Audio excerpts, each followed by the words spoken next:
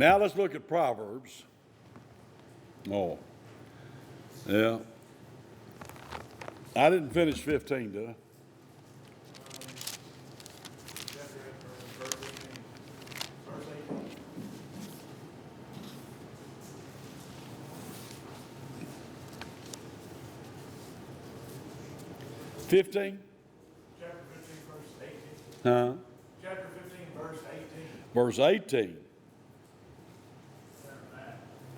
I was just going to check you out on this. Okay. All the days of the afflicted are evil, but he that is of a merry heart hath a continual feast. Are y'all having a continual feast? Who's got a merry heart? Who doesn't have a merry heart? You got a merry heart? You having a continual feast then. God help us to have a merry heart. Better is little with the fear of the Lord than great treasure and trouble therewith. Better is a dinner of herbs where love is than a stalled ox and hatred therewith. The quality of your food is not the issue. It's the ambient mood around the food. Years and years ago, we were working, painting down on the Lanes Inn farm.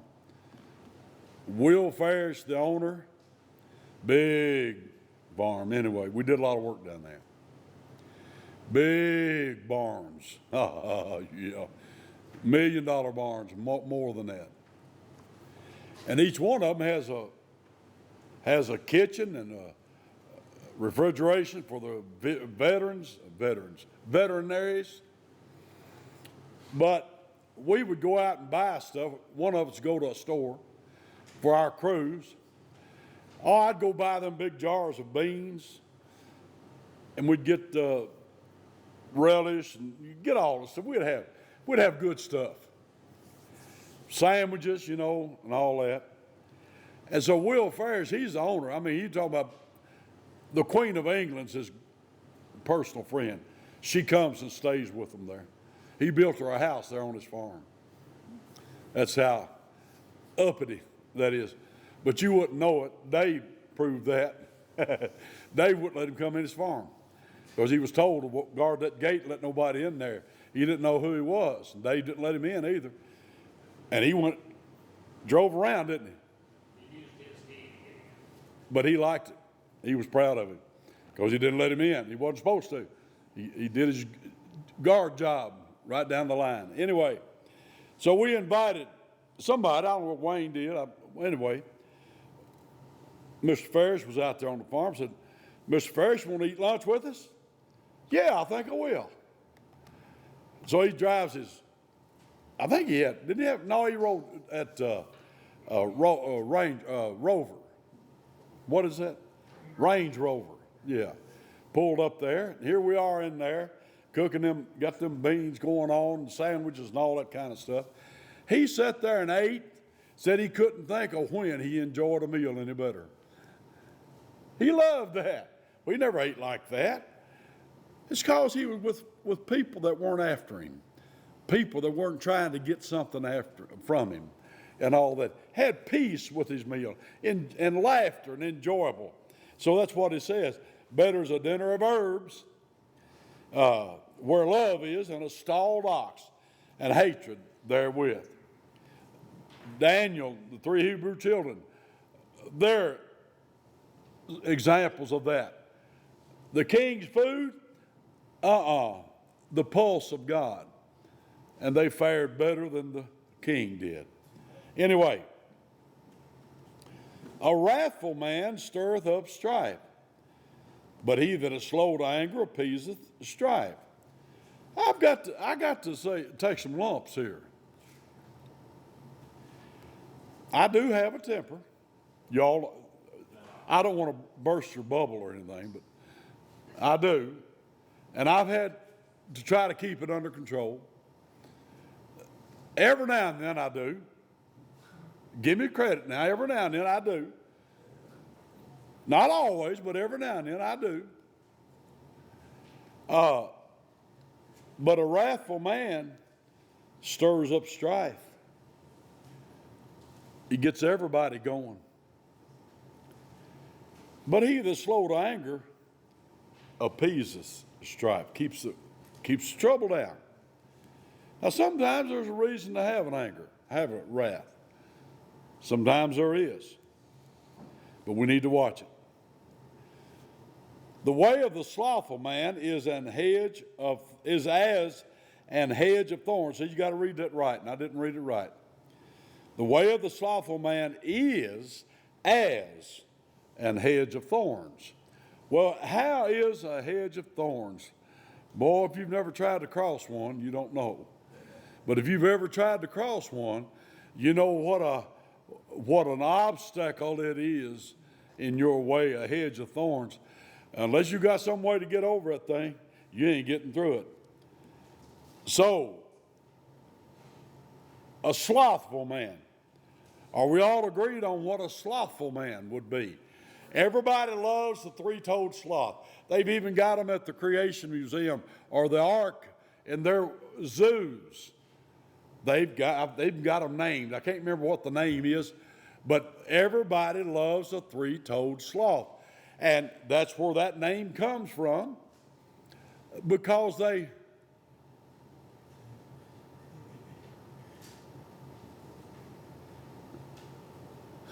that's what God made them to do. I don't know why they move so slow. How do I know? But they move slow.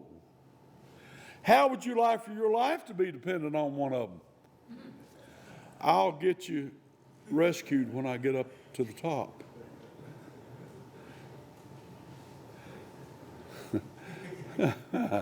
I remember, I'm not going to tell war stories, but we was in boot camp, San Diego, in damage control training. And we're aboard the USS Never Sail. Did y'all have one of them, brother?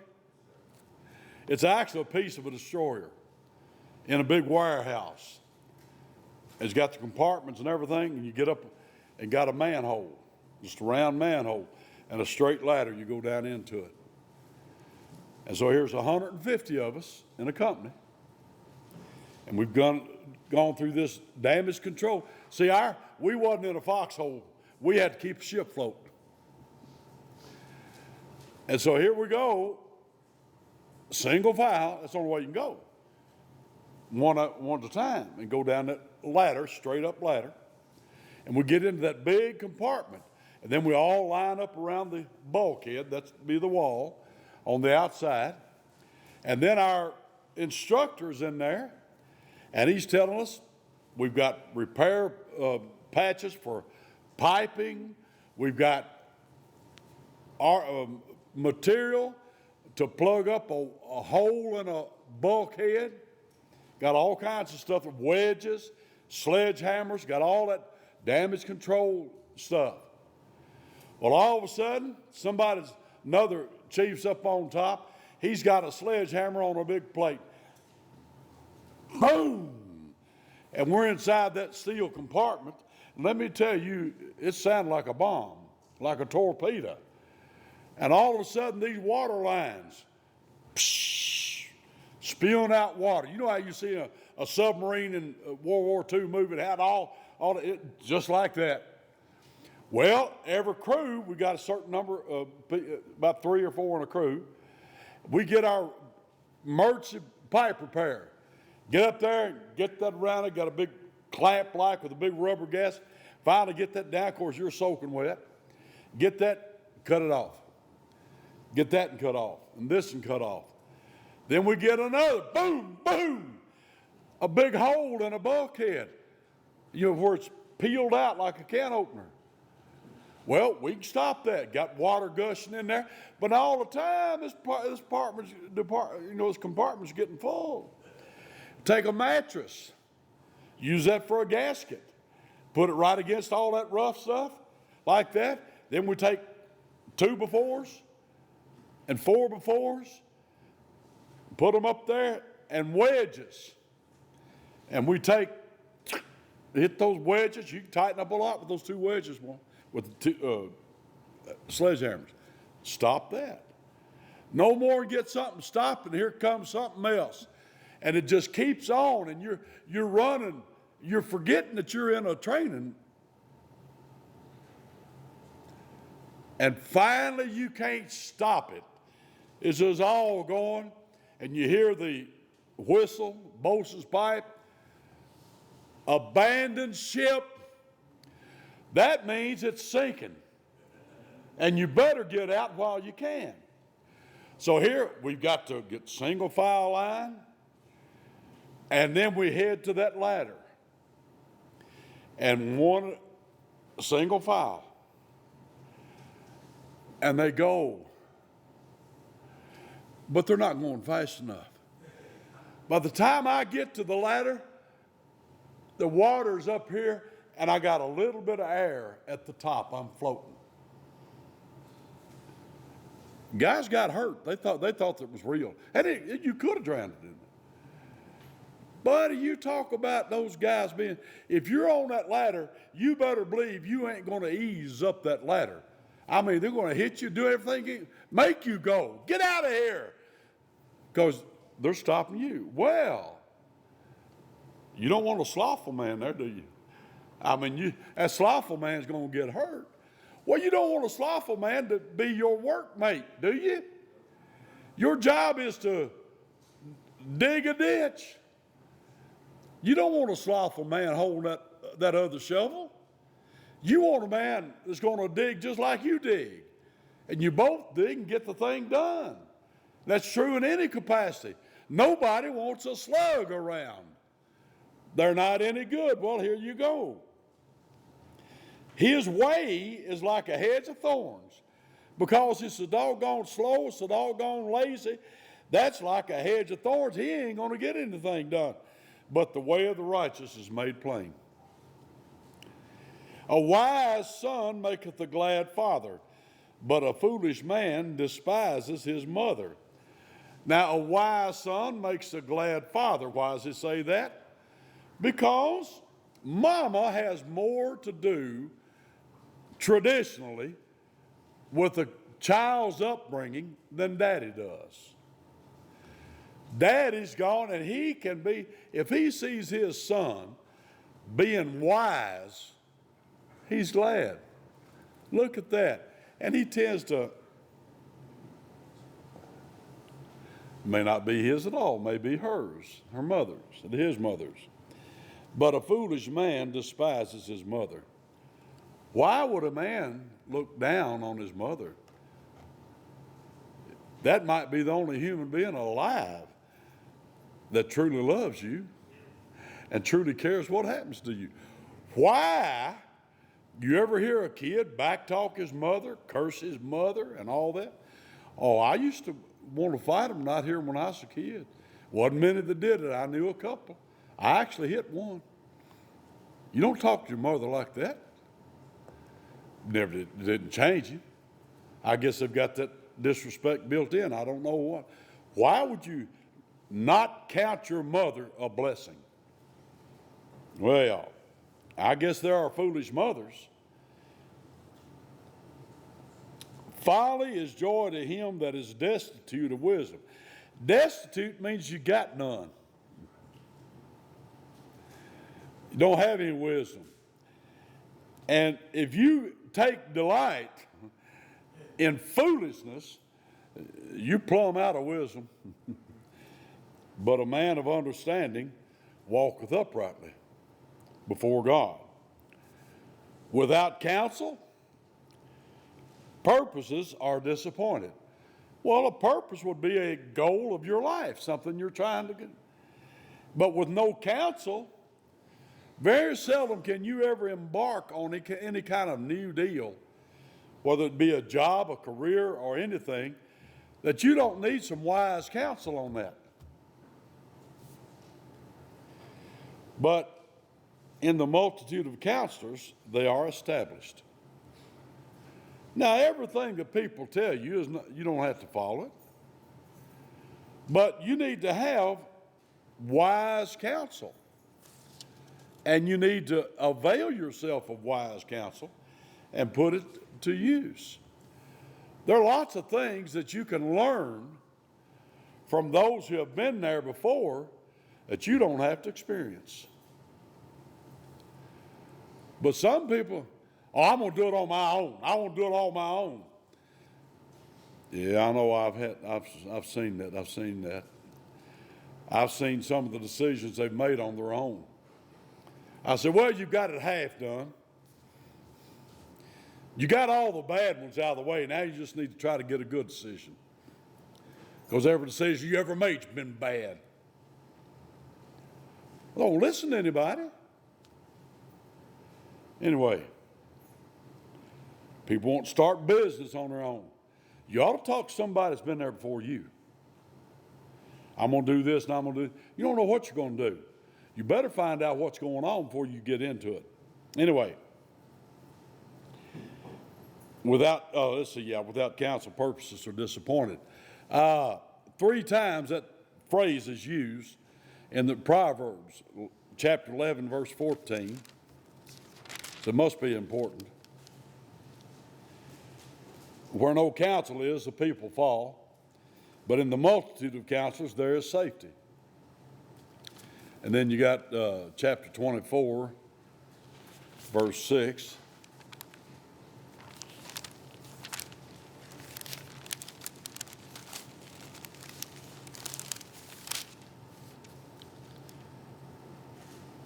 For by wise counsel thou shalt make thy war, and in multitude of counselors there is safety. You're going to start a war against somebody, you better find out what you're doing. Just to assume that you're going to go and be victorious, that's kind of foolish. It really is foolish.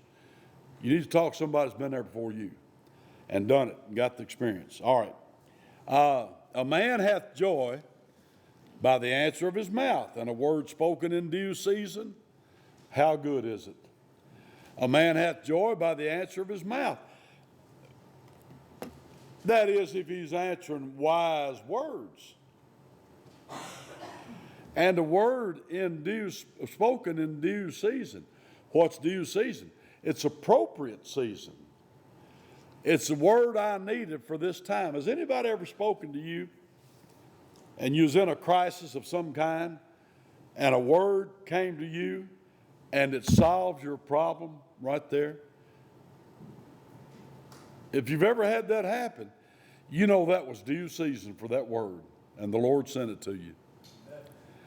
The way of life is above to the wise, that he may depart from hell beneath. Now don't beware, somebody say, well, that's hell, that's just the grave. That's what the Jehovah's false witnesses say, but that's not true. The word Sheol in the Old Testament can mean grave, but that's not what's said here.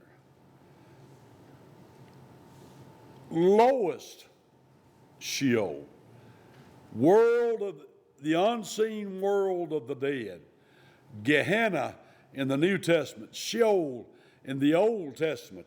When you leave this life, you enter the unseen world of the dead. Whoever you are, that's where you go. You're no longer in the land of the living. When that last breath leaves the nostrils, you're out of this world. You're in that next world, the world of the unseen world of the dead. Now, in that unseen world, well, you can say the grave is. But is that all? No, that's not all. Luke 16. You see, Lazarus was comforted, and the rich man was in torments. That's in that same world. Now, to depart from hell beneath, underneath hell, which takes it way beyond the grave. It is the hell of torments. So the way of life is above to the wise, that he may depart from hell beneath.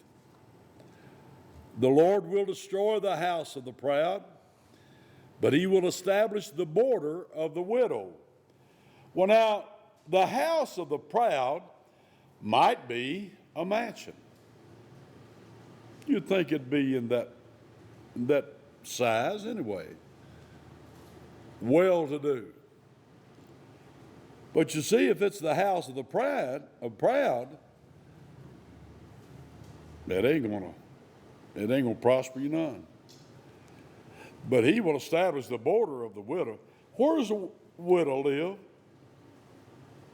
In the Bible in those days, and it's not totally untrue today, when a man dies and leaves his widow,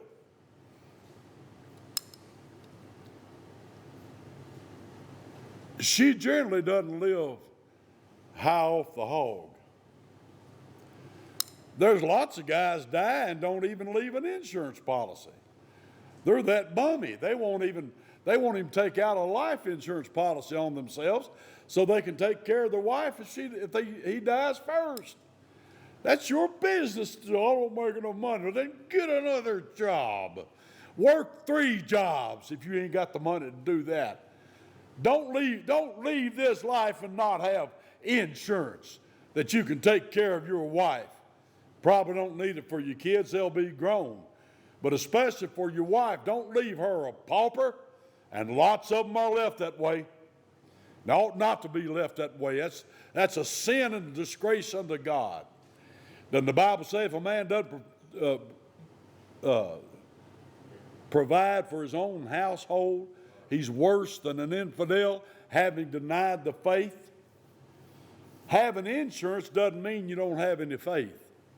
Having insurance means you understand it's appointed unto man once to die. That's what having insurance is. A missionary came back from Brazil, one big missionary. Everybody looked up to him. It's a lack of faith to have insurance. What an idiot.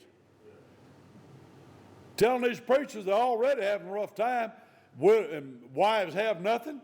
And now they're going to die without insurance and leave them to be what? So all make enough money. Then you get another job and make enough money that you can take care of the necessities of life. You don't have to have abundance, but you do have to have necessities. At least you got to have a way to put yourself away. At least you got to have enough to bury yourself. But if you've got any love for your wife, have enough that you can at least leave her something, that she doesn't have to be a pauper after you're dead. Well, that didn't cost you anything extra. That was just by the way. But anyway, he will establish the border of the widow. Traditionally, widows have had a rough time. You remember the book of Ruth. I mean, they're out gleaning in the fields through the scriptural welfare program. And then Boaz fell in love with Ruth, and then the story goes on. Hands full on purpose and all that, and he's taking care of her. But widows had a rough time. But he said, by comparison, a proud man in a proud house, the Lord will destroy that, but he will establish the border of the widow. A widow that's a widow indeed, he'll establish whatever she's got. She'll have a safe place.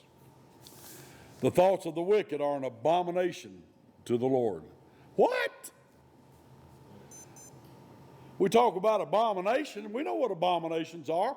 LGBTQ and whatever else it is. All that's abomination to the Lord. Amen. Lots of abominations to the Lord. These 6, yea, 7. Feet to be swift to shed innocent blood. Abortion, you see. That's all abomination. But that ain't all that's abomination to God. He said the thoughts of the wicked are an abomination to the Lord. But the words of the pure are pleasant words. That is pleasant words to the Lord.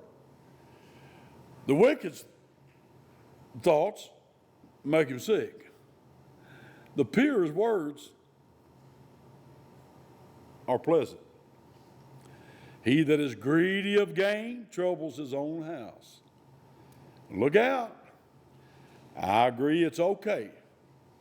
Some people start early I knew people that started early, saving every dime they could. I knew one fellow, by the time he was 18, he bought his own house and paid for it. People called him a skinflint, tightwad, and all that, and he cried all the way to the bank. Ended up, he had a whole bunch of houses. Smart guy. But if you're after that money, and you're not going to do it in a godly way, an honest way, you trouble your whole house. But he that hateth gifts shall live. Now those gifts are bribes.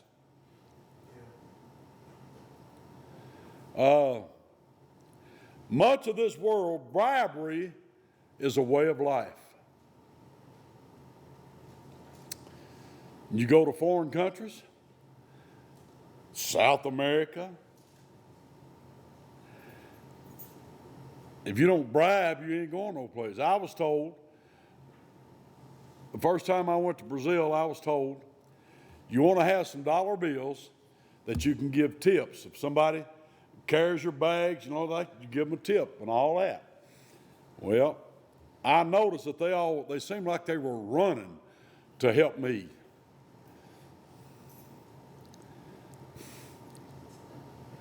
I got my pockets mixed up. I had some fives in one pocket and some ones in the other.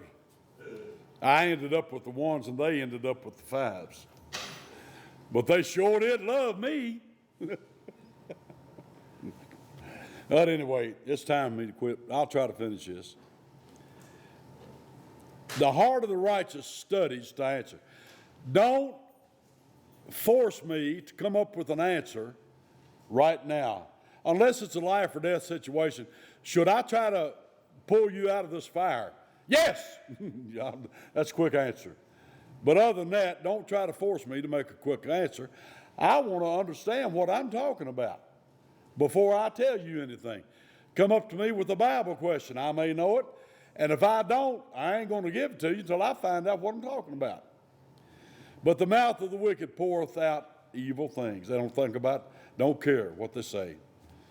The Lord is far from the wicked, but he heareth the prayer of the righteous. Now that doesn't mean God can't hear. God is still omnipresent. He's omniscient, omnipotent. He's all of the above. And he knows everything. So does God hear what they're saying? There's nothing God doesn't hear. But he doesn't commune with the wicked. He's far from the wicked. But he is heareth the prayer of the righteous. The prayer of a righteous man, the effectual fervent prayer of a righteous man availeth much. Did we hear that in John or James? The light of the eyes rejoiceth the heart, and the good report maketh the bones fat. Well, I don't think your bones get fat, but they get well. They get healthy from a good report. Give me some good news. Yes, that was great news. The light of the eyes rejoiceth the heart. Don't come to me with fire in your eyes. You scare me to death. The light of the eyes rejoiceth the heart. You can't tell me that you just don't like to look at anybody in the face that they're all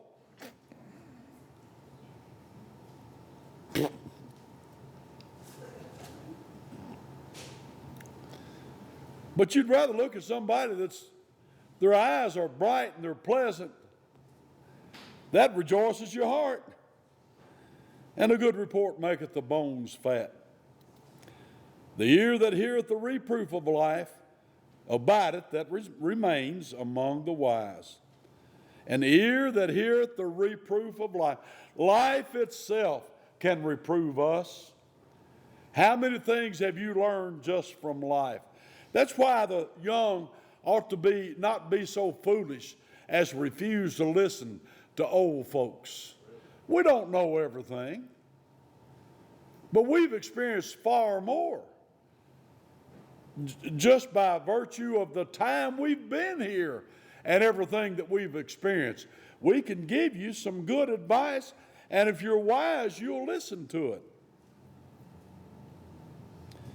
He that refuseth instruction despises his own life. You refuse instruction? I don't like nobody to tell me what to do. Well, you think you can't be told what to do? You think you know everything? He that refuses instruction doesn't think much of his own life because he's going to get some troubles that he could avoid. But he that heareth reproof gets understanding. Well, I didn't know that. I'm glad to hear that. Boy, I'll take note of that. The fear of the Lord is the instruction of wisdom, and before honor is humility. Every time I pass by out there, I see a big sign that says, "Heroes work here." You know where I'm talking about? Out in South Line. And I'm not putting down anybody that works in the medical field. But we have sure overworked that word, hero. They call a guy that comes out in public and says, I'm a woman. I'm going to get everything cut off and I'm going to be a woman. Oh, he's a hero. No. It comes out, I'm a homosexual. They're heroes. How ridiculous. Praising abominations.